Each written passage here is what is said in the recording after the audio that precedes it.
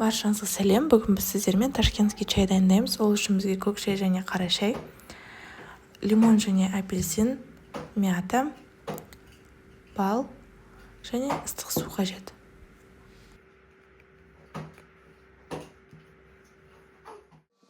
Осылай шайымызға қосатын ингредиенттерді видеодағыдай турап аламыз.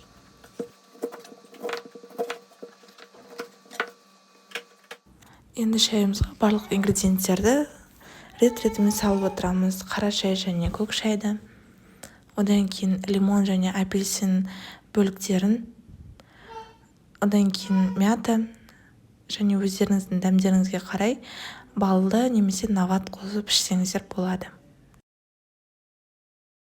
Шайды бірнеше минут тұндыру қажет. Сол кезде шайымыздың дәмі күшті болып шығады.